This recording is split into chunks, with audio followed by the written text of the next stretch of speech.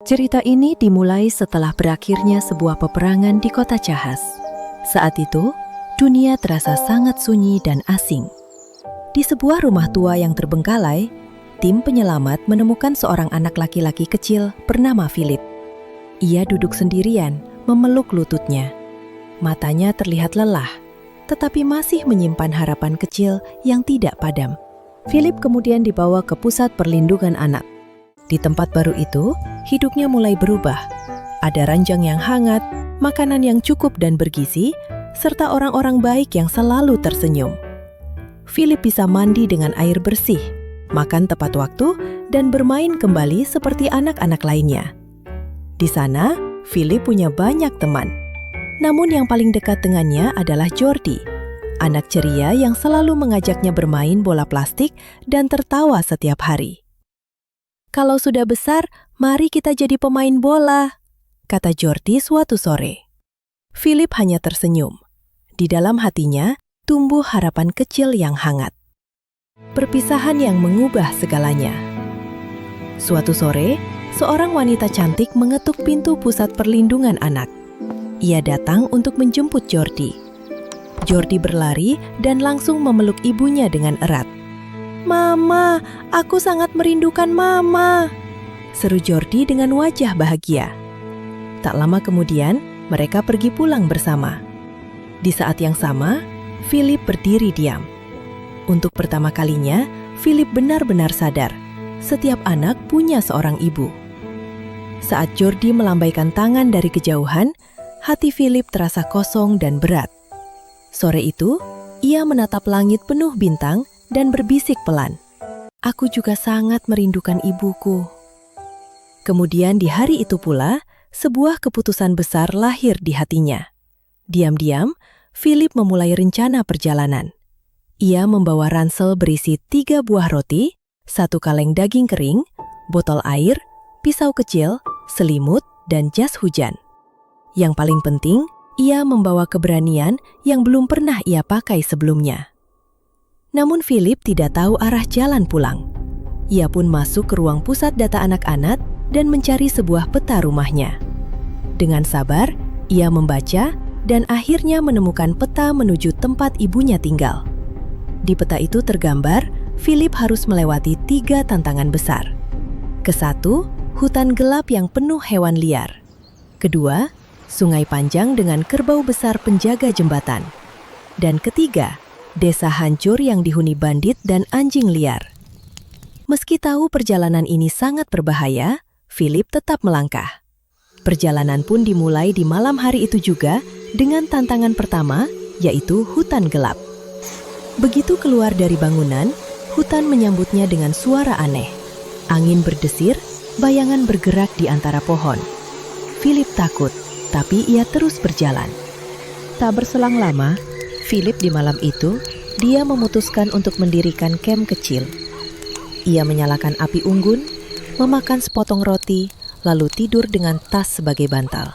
Keesokan paginya, Philip bangun, lalu memakan sepotong roti lagi dan meminum seteguk air di botolnya. Di tasnya, kini tersisa 2 roti, 1 kaleng daging, dan sebotol air. Di dalam hutan, Philip menghadapi beberapa bahaya.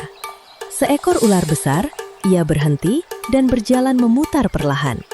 Kawanan monyet usil, ia melempar batu kecil ke arah lain agar bisa lewat. Jalan licin berlumpur, ia berpegangan pada akar pohon. Philip belajar bahwa akal yang tenang bisa menyelamatkan nyawa. Akhirnya, ia melihat jalan keluar menuju sungai panjang, yang berarti dia akan memasuki tantangan kedua, yaitu melewati sungai panjang. Namun matahari sudah tenggelam. Philip memilih untuk berkemah lagi di dekat sungai. Karena dia sangat lelah dan lapar, ia memakan 1 roti lagi dan meminum hampir semua airnya. Kini tersisa 1 roti, 1 kaleng daging, dan sedikit air di botolnya. Keesokan paginya, dia disambut dengan hujan gerimis. Untungnya, Philip membawa jas hujan, jadi dia bisa melanjutkan perjalanan ini. Tak lupa, Philip sarapan dengan setengah roti dan menghabiskan sisa airnya. Lalu dia mengisi botolnya dengan air sungai yang bersih dan jernih. Di depan jembatan, seekor kerbau besar telah menunggunya. Kerbau itu berdiri untuk menghalangi jalan. Philip berpikir keras untuk mencari ide bagaimana caranya meminggirkan kerbau itu agar dia bisa menggunakan jembatan ini. Lalu, dia mengambil daun dan ranting, lalu meletakkannya di air agar mengapung. Kerbau itu penasaran dan mengikuti daun-daun tersebut dan menjauh dari jembatan. Dengan hati-hati dan perlahan, Philip menyeberangi jembatan gantung yang bergoyang keras karena hujan. Akhirnya, dia sampai di seberang sungai. Dan tampak desa hancur yang berarti dia akan memasuki tantangan terakhir. Di sana ada bandit dan anjing-anjing liar kelaparan. Philip tahu ia tidak bisa melawan dengan fisik dan ototnya, tapi dia bisa melawan dengan otaknya yang cerdas.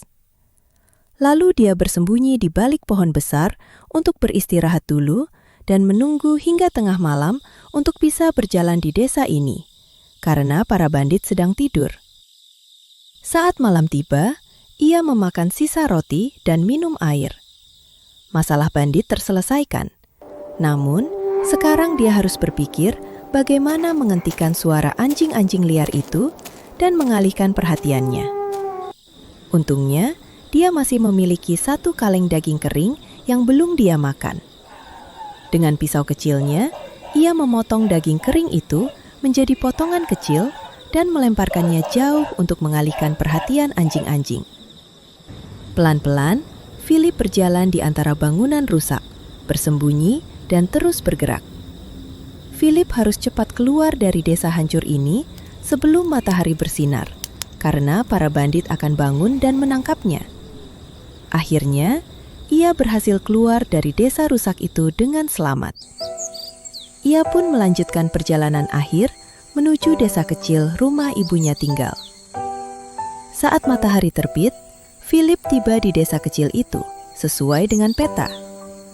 Di depan sebuah rumah sederhana, ia melihat seorang wanita sedang memetik sayur. Dan itu adalah ibunya. "Ibu!" teriak Philip sambil berlari dan menangis. Mereka berpelukan erat dan lama untuk merasakan kehangatan kasih sayang. "Ibu sangat rindu kamu," kata ibunya sambil menangis. "Maafkan ibu, tidak bisa menjemput Philip karena perjalanannya terlalu berbahaya. Dan ibu pikir kamu di sana mendapat fasilitas terbaik dan makanan terjamin." Philip menjawab pelan.